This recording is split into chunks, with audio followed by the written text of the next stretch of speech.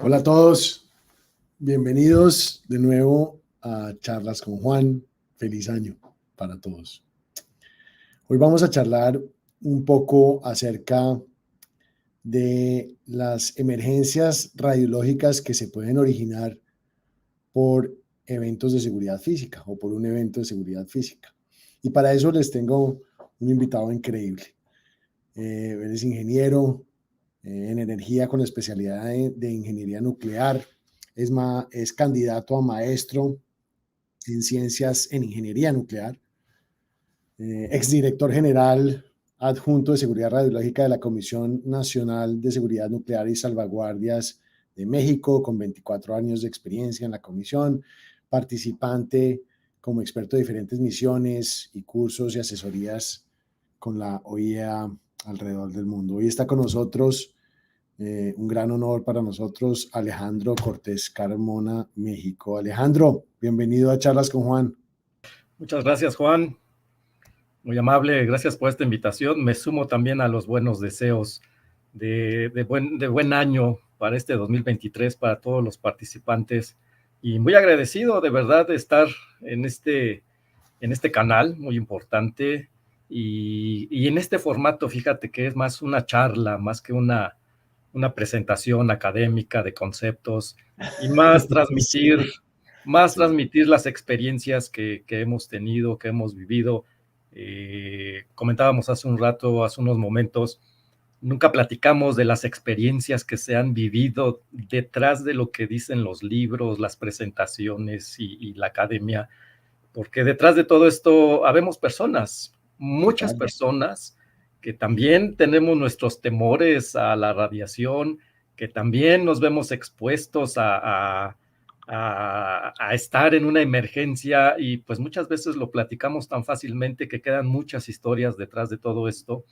Y me parece que estos momentos es la muy buena oportunidad para platicarlo con una taza de café, como bien decías. Exactamente. Y participarlo de esta manera más amigable, más que llegue más a las personas sobre lo más que humana. estás. Así es. Pues gracias por estar con nosotros, Alejandro. Es un verdadero honor y quisiera empezar por que le contaras a nuestra audiencia un poquito de ti. ¿Quién es Alejandro? ¿Dónde nació? ¿Dónde estudiaste? ¿Cómo te metiste en este tema? ¿Cómo llegaste hasta donde estás? Cuéntanos un poquito de eso. Pues mira, yo siempre me ha gustado los temas y voy a ser muy franco, creo que nunca lo he comentado tan abiertamente. A mí siempre, en México estudiamos la secundaria, me parece que en muchos países de Latinoamérica tenemos la primaria, secundaria, preparatoria y la universidad. Pero a mí siempre me llamó la atención, nunca lo había dicho de esta manera, las bombas nucleares. Esa era mi pasión, ¿eh? Claro, a mí también me apasionaba eso cuando chiquito. Bombas nucleares. Entonces yo desde secundaria a mí me apasionaba escuchar de radiaciones y nuclear. Obviamente que nunca tuve en mente, cuando uno estudia, tú bien sabes que nosotros estudiamos y nunca pensamos cuál es el mercado de trabajo que vamos a tener a futuro. No. Entonces yo empecé a estudiar con la idea de yo quiero aprender bombas nucleares, hasta que de repente me encontré... Pero perdón, fue en México, ¿tú naciste en Ciudad de México? En Ciudad de México, okay. Te voy a decir como le digo a mi esposa, aquí nací, aquí crecí, y seguramente aquí me moriré. Ok, mexicano de pura cepa. Y todo aquí en la Ciudad de México. En México había al menos hasta cuando yo empecé a estudiar 2 grandes universidades que daban estos temas de nucleares.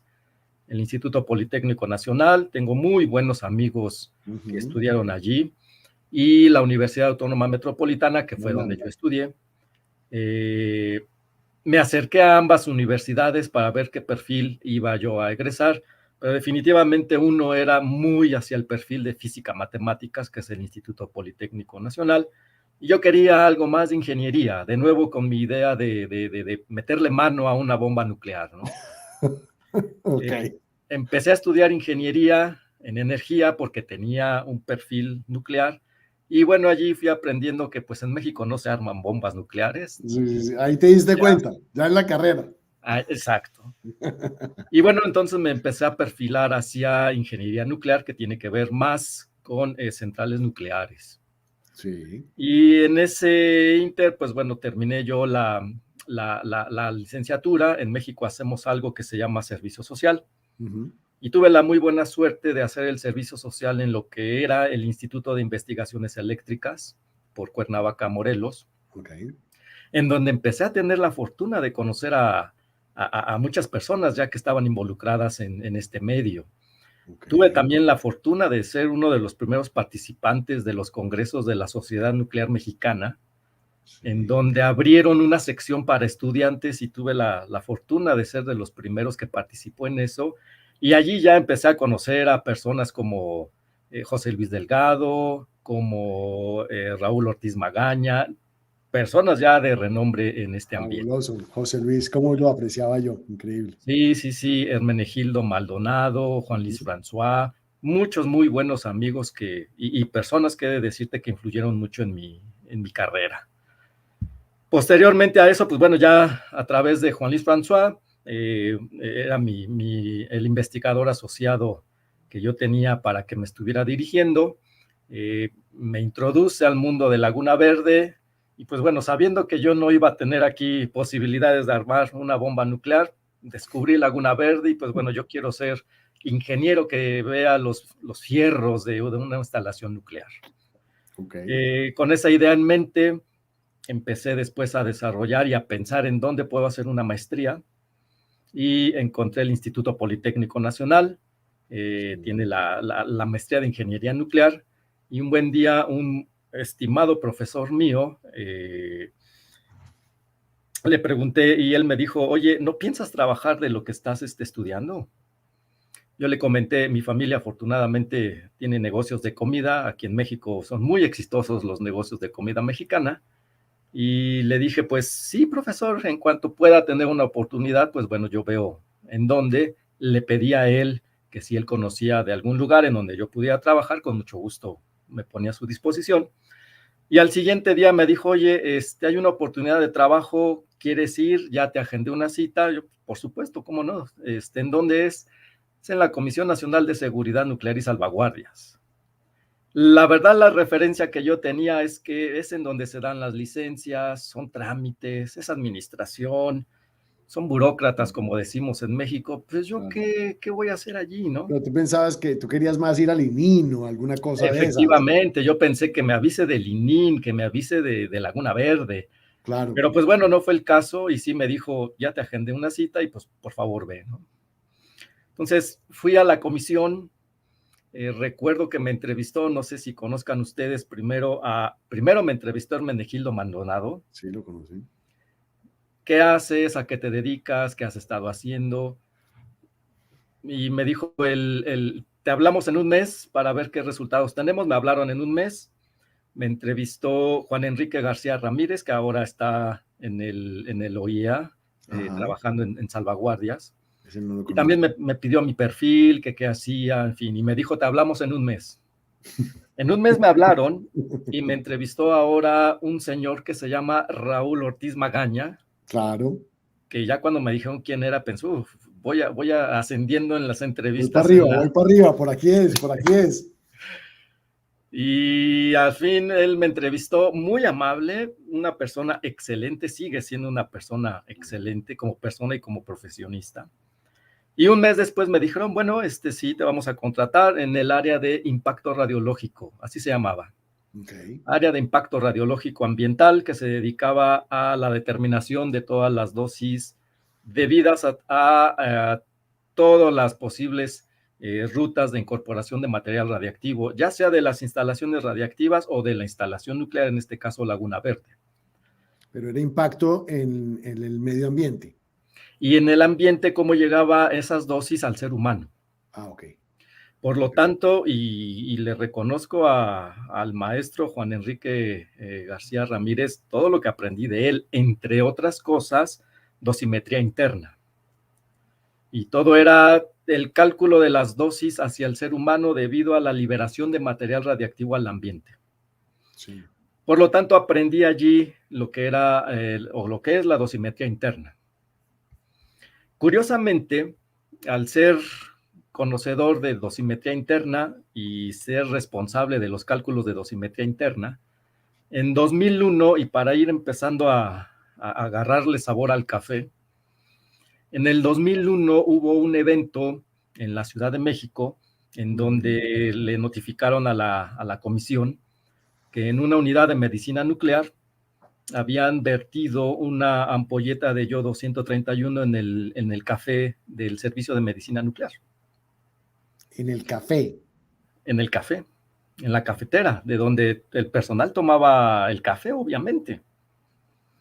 Entonces, pues bueno, el personal del hospital, sabiendo la situación que había ocurrido, no te estoy dando todos los detalles porque Sí, sí, desde luego, te sí. estoy llevando, pero Sí. la persona que nos dio la notificación a la comisión ingresó a las instalaciones de la comisión y pues bueno, tú sabrás, ahí tenemos laboratorios Todo. y monitores de radiación. Todas las alarmas empezaron a sonar. Esta persona venía muy contaminada internamente.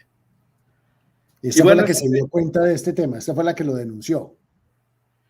fue quien se animó a denunciar porque el Ok. hospital le había prohibido al personal que dijera algo, por el temor de que obviamente la comisión al hacer una inspección pues iba a Claro. tomar cartas en el asunto.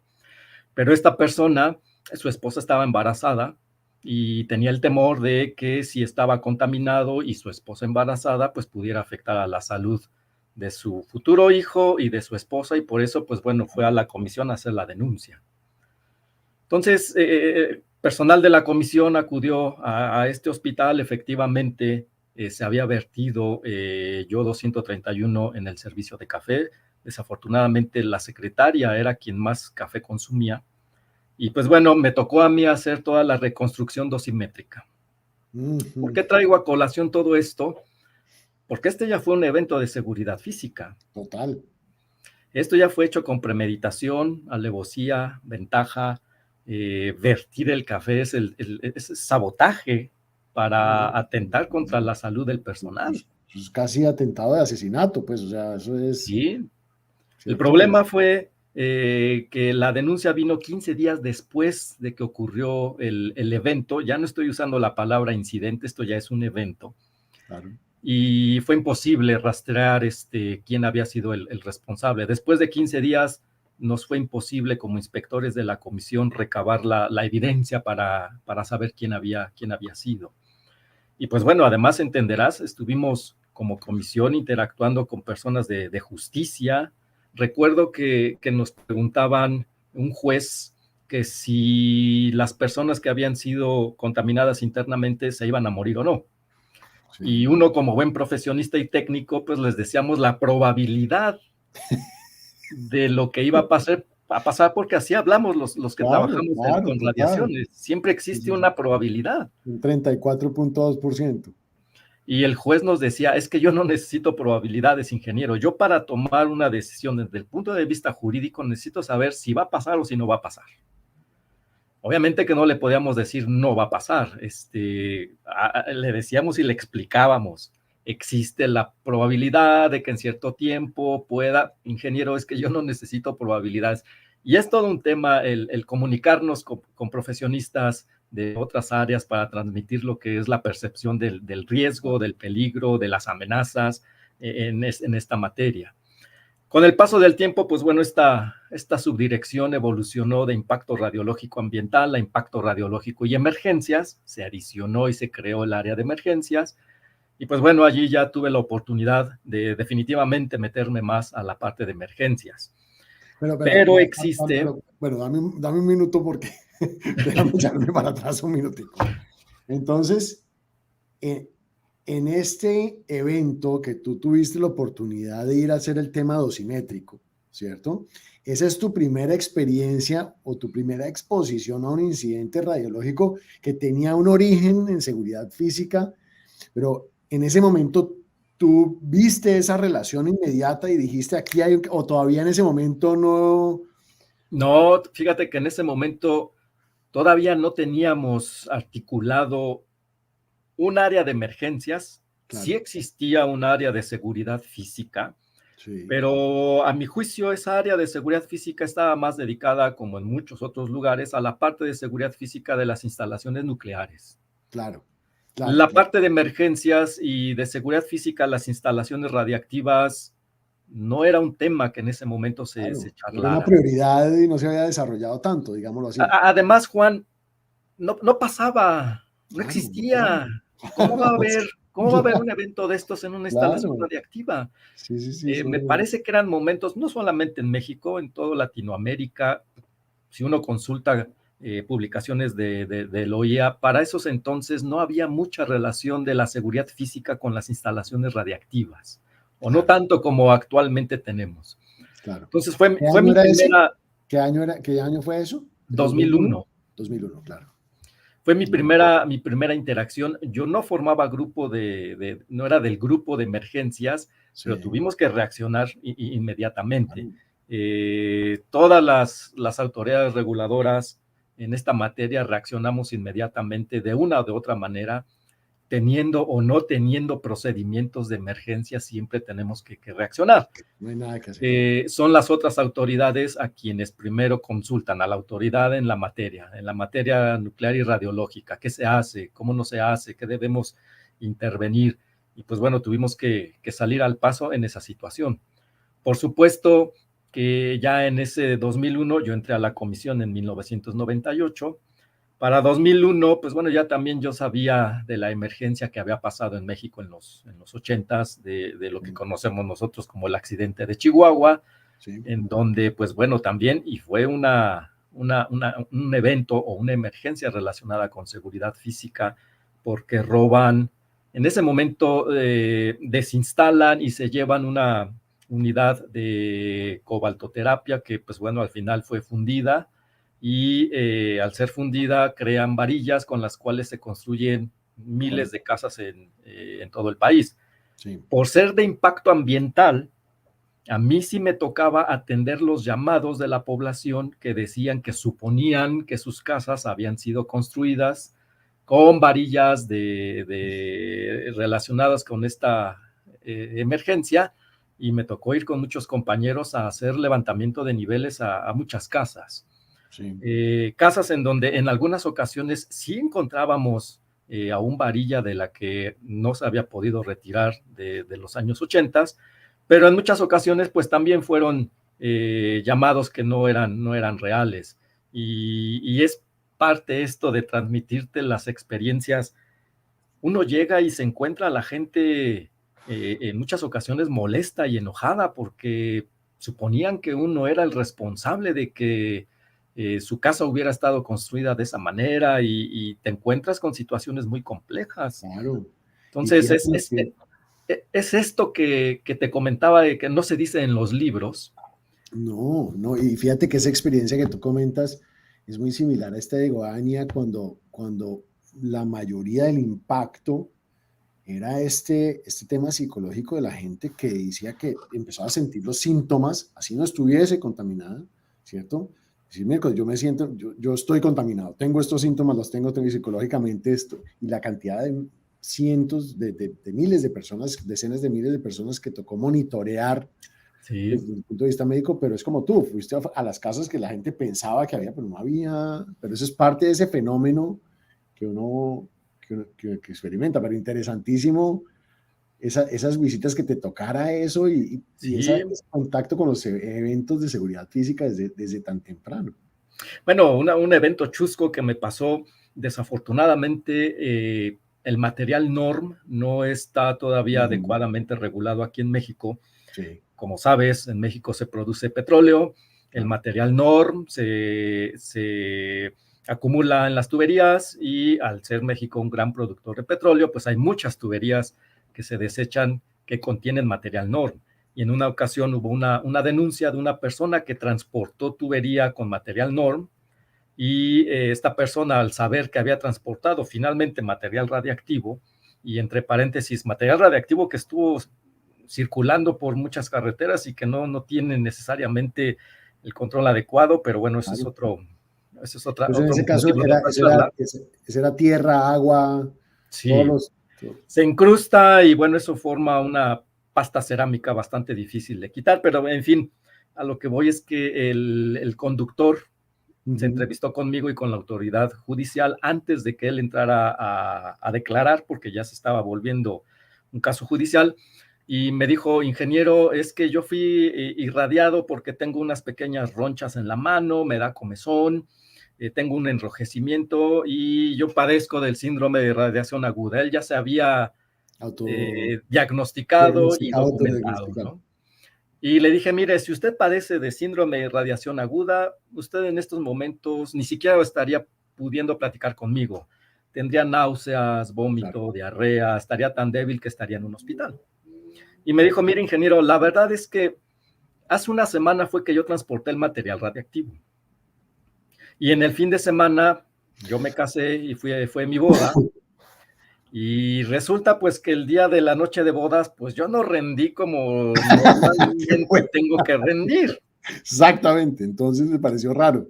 Dice: entonces eso pues yo lo atribuyo al material radiactivo. Ok. Obviamente que pues yo por dentro estaba pensando, esos no son síntomas necesariamente, o yo nunca había escuchado No, ese síntoma, ¿no? exactamente. Pero esta persona me lo estaba diciendo y era una persona mucho más alta que yo, robusta, con sus hermanos, 3 hermanos a un lado. Pensé: es que si no le doy una respuesta adecuada, Sí, sí, quién sí. sabe qué me pasa aquí. Sí, Entonces son ¿no? todas esas historias que no se dicen en los reportes necesariamente, pero que Mira, se viven en el día a día. Y yo viví muchas de estas historias con muy buenos colegas en la comisión que nos vimos sometidos al rayo del sol, sin alimento, sin agua, esperando que alguien te pueda socorrer de algo, pero es muy difícil en esas situaciones. definamos un poquito, porque estas historias son fabulosas. Echémonos para atrás un poquito y lleva a nuestra audiencia a, digamos, empecemos por el principio. Defínenos una emergencia radiológica, Es concretamente. interesante la definición y por supuesto que es muy diferente a como uno lee la definición en español que en inglés. Obviamente que en Ok. español, y cada uno de nuestros países la adoptamos y la tenemos que poner en nuestra regulación correspondiente. Pero voy a tomar la definición del OIEA, que es la que muchos países seguimos. Y una emergencia radiológica es un evento no esperado o un evento no usual que Ujú. requiere la atención y activación de procedimientos para evitar los daños que la radiación pueda ocurrir, pueda tener en la vida de las personas o en sus bienes. Ahora hago una acotación aquí.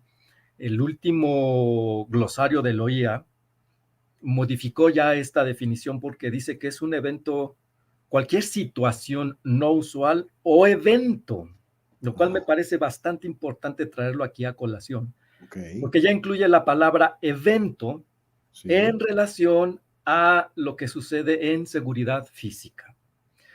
Ok. Con esto, Ese es el evento que tiene una causa y estabas hablando, pero no mencionaste medio ambiente, solamente mencionaste en el ser humano, el ambiente y sus propiedades. el ambiente y sus propiedades. Ok. Pero interesante aquí decir que ya el glosario del organismo Claro. menciona la palabra evento, que se utiliza obviamente en En seguridad security. física, Claro, evento es para hacer security. referencia a las emergencias.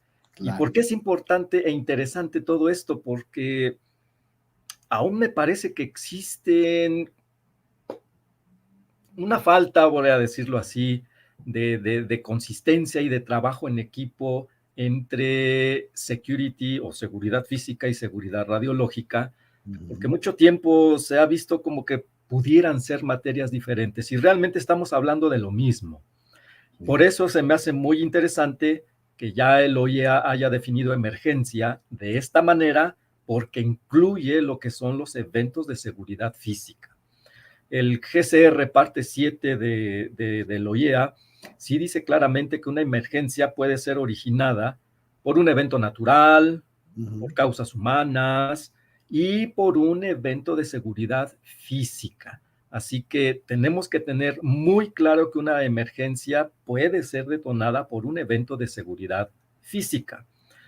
No omito mencionar que también existe en nuestras regulaciones y en mucho del licenciamiento que hacemos, pedimos el plan de emergencias y también existe el plan de seguridad física o el plan de contingencias. Sí. No es que sean documentos separados, uno tiene que convivir con el otro.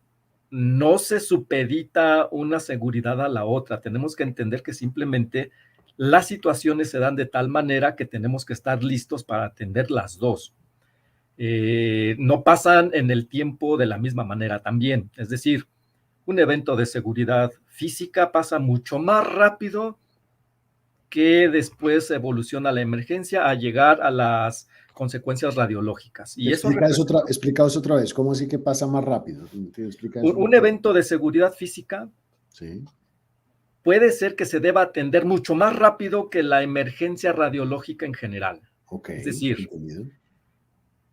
hablemos de desafortunadamente lo que ha ocurrido en México relativamente mucho más continuo, que es el robo de fuentes radiactivas. Y el evento iniciador es el robo del vehículo. Sí, no por la fuente, sino el vehículo como tal. Afortunadamente, el blanco no ha sido la fuente. Hasta todos los eventos que se han ocurrido e investigado aquí en México, el target, el objetivo es el vehículo, afortunadamente. Sí. Allí podemos hablar de, bueno, y si están presentes los logotipos y los símbolos de radiación, pues, ¿qué está pasando con la gente que no entiende que ahí hay material peligroso? Pero bueno, el atender primero el robo del vehículo requiere de la activación inmediata de las fuerzas de seguridad, definitivamente. Claro, esa recuperación tiene que activarse de inmediato. Sí, tú bien sabes que el robo de un vehículo, si el objetivo es el vehículo para desarmarlo por partes y venderlo, eso lo hacen muy rápido. 15 minutos. Entonces, la respuesta que tienen que tener las fuerzas policíacas, en el caso incluso de México, las Fuerzas Armadas, el Ejército, la Marina, tiene que ser muy rápida. Claro. Y por lo tanto, esa fase a la que yo me refiero, que un evento de seguridad física pasa muy rápido, es esta fase en la que la reacción tiene que ser muy rápida también. Es parte de la emergencia definitivamente. Puede ocurrir lo que ocurrió también desafortunadamente en México, el robo de una fuente de cobalto, por allá en el 2013, en donde, pues bueno, se robaron el vehículo. No sé si no se dieron cuenta que era una fuente de material radiactivo y abren también el cabezal de cobalto de radioterapia, exponen la fuente y bueno, allí, en estricto sentido, cuando hay consecuencias radiológicas, ahí viene ya la parte de la seguridad radiológica, por supuesto. Claro. Por otro lado, allí ya estaba trabajando la seguridad física y la seguridad radiológica de manera paralela. Es por eso que te digo que ambos procedimientos y planes deben estar perfectamente sincronizados para que convivan el uno con el otro. Pero en ese ejemplo que estabas dando, que me parece interesante, en ese ejemplo donde hay un robo, ¿cierto? Hay un evento de seguridad física que está pasando. ¿En qué momento y qué hace que cambia una emergencia radiológica? Empieza a ser una emergencia radiológica, en nuestro caso en México, sí. La emergencia radiológica se activa inmediatamente, independientemente del suceso iniciador. Puede ser de seguridad. En paralelo, o sea, los dos se activan en paralelo. Así es. Mientras haya conocimiento de que la fuente estaba en un vehículo, es un simultáneo. Entonces dice, así se lo robaron, significa que la emergencia radiológica empieza en el mismo momento de la notificación del robo, digámoslo así. Así es. Y en ese momento activan también los procedimientos de seguridad física, porque es un evento de seguridad física. Entonces, en ese momento se inician ambos procedimientos. no se supedita el uno al otro. Claro, porque me imagino que Porque tienen que asumir la peor consecuencia, entonces dice, se asume que desde ese efectivamente, momento puede haber algún tipo de exposición o de dosis o de lo que sea, entonces se asume desde ese momento los dos. Entonces se activan simultáneo, ¿correcto? sí, y la activación, pues bueno, la legislación en México dice que la comisión se tiene que notificar de manera inmediata una vez que ocurre un suceso como este, pero pues por supuesto la comisión no es una fuerza de orden, no portamos armas, los dosímetros no nos protegen del plomo de las balas ni cosas como estas. Lo primero que hace la comisión es, pues por supuesto, participar a las policías locales, al ejército, a la marina, para la parte del evento de seguridad física, definitivamente. En tanto, nos vamos preparando si es que el escenario llegara a desencadenarse a una exposición al público y a la población, que es Claro, lo último que nos gustaría, pero claro. lo primero que se atiende es el evento de seguridad física, definitivamente. Pero se entiende, se atiende bajo el marco de ya una emergencia radiológica. Es decir, ya se asume desde ese momento que esto es una emergencia radiológica, pero hay que atender primero pues el tema de la recuperación, ¿cierto? Así es. Ok. Primero la localización incluso, Localización, y recuperación. la localización puede iniciar localizando a los criminales, porque son los Sí. primeros que nos pueden dar la pauta de en dónde se encuentra el material radiactivo, por supuesto. Claro, y las Y fuerzas del orden son las que están, digamos, encargadas de este tema. Ahora, el tema de localización, tú mencionas un tema interesante. Para la localización específicamente, sí muchas veces o no muchas veces necesitan de esa asesoría técnica, por ejemplo, de la comisión, porque una cosa es ya la recuperación, que es un organismo de seguridad contra las balas, pero la localización a veces las fuerzas estatales, algunas no están capacitadas para la detección, para la localización, perdón, o no, o sí. sí, tienes mucha razón. Y yo creo que por la localización, para efectos de seguridad física, bien sabes que tenemos que valernos primero de aquellos dispositivos que pueden localizar la fuente, la fuente y el vehículo, lo cual Claro, es un tema también bastante interesante, que tú conoces bastante bien. Nos hemos pensado que el uso, por ejemplo, de GPS es tan eficiente que podemos encontrar la fuente. ¿Y claro, por qué digo de manera enfática la fuente? Porque el GPS no necesariamente viene en la fuente, Juan, viene en el vehículo, en el vehículo, viene en el contenedor. Si es que, Juan, están encendidos, si es que están funcionando, exacto. si es que no están en una zona de sombras, hay muchos sís. Si es un GPS satelital, si es celular, Claro, hay muchas variables en esta situación. sí. Y es imposible, como tú entenderás, y platicando y refiriéndome particularmente a fuentes de radiografiado industrial, que es de lo que más se han extraviado aquí en México, es imposible ponerles el GPS a una fuente de iridio 192, por ejemplo. Ya, la fuente como tal es muy complicado. Sí, pero bueno, las labores de la policía son aquellas de investigación para empezar a saber el área de influencia, incluso Claro. eso lo conocen las policías y las autoridades de inteligencia. ¿Hay bandas que se dediquen al robo de vehículos en esa zona? ¿En dónde operan y cómo operan? Esa información no necesariamente la conoce la autoridad reguladora en materia nuclear y radiológica. Es por eso la importancia de vincular estos planes, el de contingencia y en general el de emergencia, con estas otras autoridades, que muchas veces, la verdad, no existe esa comunicación entre las dependencias. No sabría decirte cómo debería existir, porque estamos hablando ya de aparatos legislativos en donde indican cuáles son las atribuciones de cada quien. Pero te enfrentas precisamente a decirle a los policías, es una fuente de este tamaño, de este tipo, que sirve para esto. Su primera reacción es, ¿y si eso irradia, qué me va a pasar, ingeniero? Claro, Lo primero que suponemos en un robo de este tipo, de transporte, de radiografía industrial, por ejemplo, es que el contenedor va a funcionar muy bien y que va a blindar a la fuente incluso si es arrojada fuera del vehículo. Okay. Y la mayor parte de las ocasiones ese ha sido el caso, afortunadamente. Y también porque el blanco no ha sido la fuente, han sido los vehículos. Sí.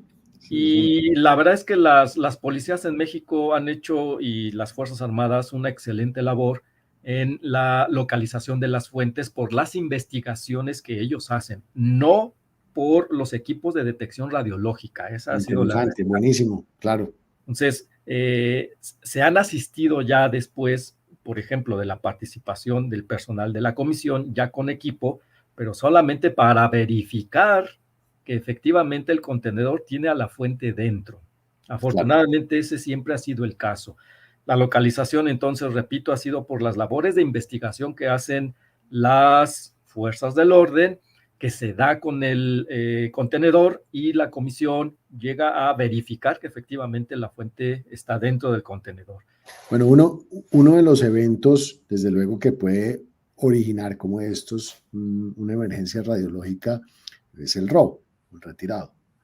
¿Qué otro evento de seguridad física puede desembocar o originar una emergencia radiológica? Mira, definitivamente fue el que yo te comentaba desde un principio, el sabotaje. El sabotaje. Okay. Y eso, pues bueno, yo lo viví de primera mano sin ser el responsable en ese momento de lo que fue el sabotaje dentro de este hospital. También me tocó ya como en ese entonces director de evaluación y licenciamiento, identificar también sabotaje. No se llegó al sabotaje como tal, pero sí a la desviación de material radiactivo de un hospital a otro, por ejemplo. Claro. Entonces, desde el punto de vista de seguridad física, pues bien sabes que los planes de contingencia están elaborados para evitar el sabotaje y evitar el retiro no autorizado del material radiactivo específicamente. Y hemos tenido experiencias aquí en México de ambas cosas, me parece.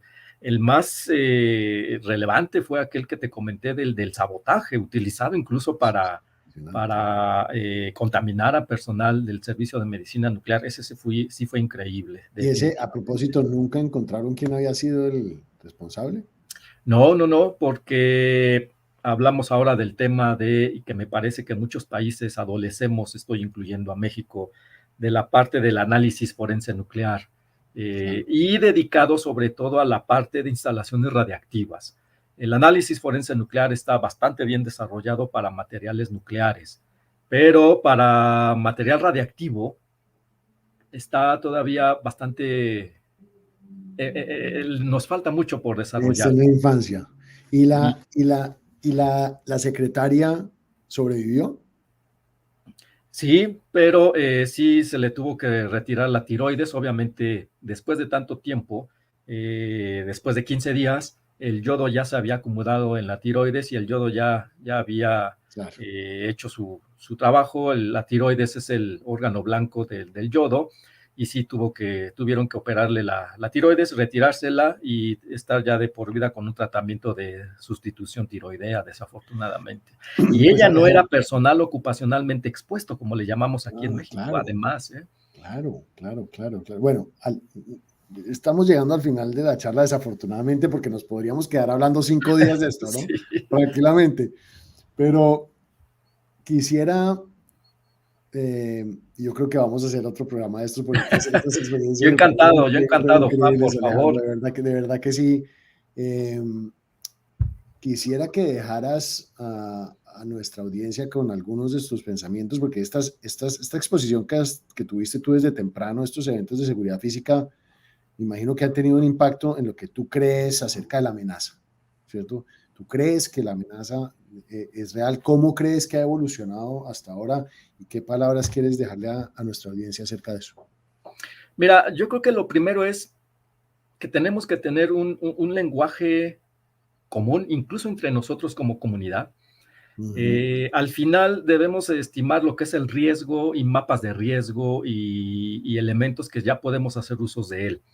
En emergencias, y no me estoy refiriendo a emergencias radiológicas ni nucleares, manejamos mucho el término riesgo en Sí, emergencias químicas, en emergencias naturales. Pero el riesgo no es la definición que nosotros entendemos en este mundo de la seguridad radiológica y la seguridad física. El riesgo está asociado a una amenaza o a un peligro, a una vulnerabilidad y a una exposición de un sistema. Entonces, me parece que tenemos que empezar a pensar en qué es tú dijiste muy bien la amenaza, pero de la amenaza tenemos que saber cuál es el sistema expuesto y de allí llegar a lo que conocemos como riesgo, que eso lo conocemos en emergencias incluso convencionales. Creo que nos falta llegar a esa parte. Y yo también te diría que todavía nos falta un buen camino y un buen trecho para coordinar adecuadamente las emergencias radiológicas originadas por eventos de seguridad física. Claro. Existe mucha reticencia, lo entiendo. Toda la parte de seguridad física, hablando de los documentos, son documentos que deben ser confidenciales definitivamente. Pero a veces esa confidencialidad dentro de una misma institución no se comparte a los grupos de emergencia porque es confidencial.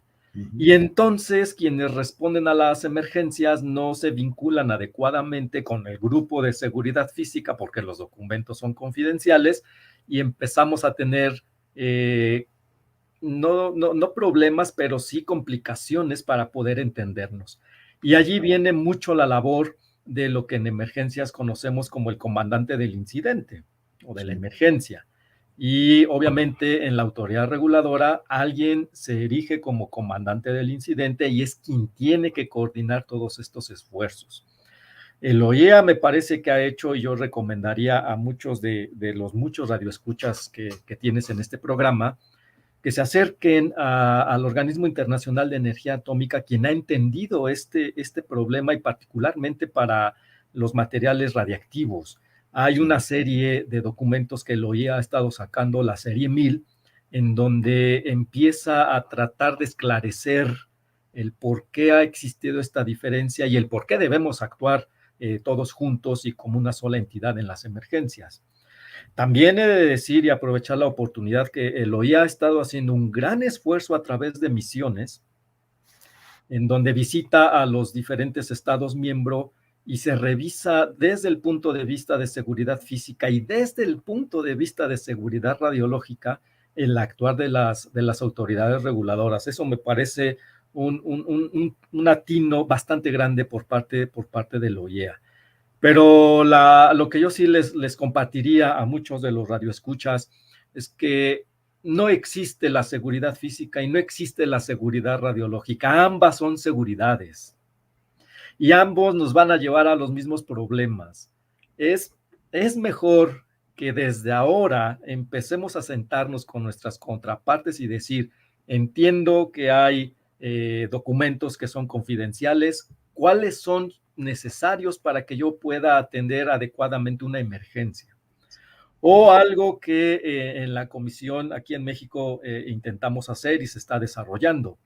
Integremos a los grupos de seguridad física a los grupos de emergencias. Claro. Es lo más sencillo y lo más fácil. Y allí nos vamos a dar cuenta, tanto uno como otros, el por qué tenemos ciertas limitaciones. Y al convivir entre los dos, vamos a ver que esas limitaciones son más de las creencias que tenemos que de lo que realmente sí podemos hacer en campo, porque tenemos además que hacer algo en campo, Juan. Allí no podemos sentarnos y discutir, yo soy de seguridad física y yo soy de seguridad radiológica, mientras la emergencia está en curso, es imposible. Todo es una cuestión de dosis. Así es. Alejandro, apasionante escuchar las experiencias y muy poderoso poder compartir con los que nos escuchan este camino, estos ejemplos, esas situaciones de la vida real que empiezan a ilustrar esta realidad que muchas veces no vemos en los libros y en lo que aprendemos día a día.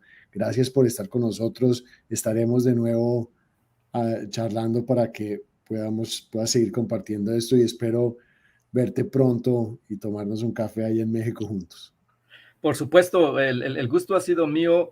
Tienes mucha razón, se quedan muchas anécdotas en el tintero y por supuesto Siempre que tenga el honor, voy a tener el placer de seguir conversando contigo y quedamos pendientes de tomar ese café, por supuesto. Gracias, Alejandro. Cuídate. Hasta luego, te lo agradezco Estés mucho. Bye bien. bye. Bueno, gracias a todos por estar con nosotros el día de hoy. Este tema merece algunos otros episodios más para que continuemos ampliándolo. Gracias y nos vemos dentro de 15 días en Charlas con Juan.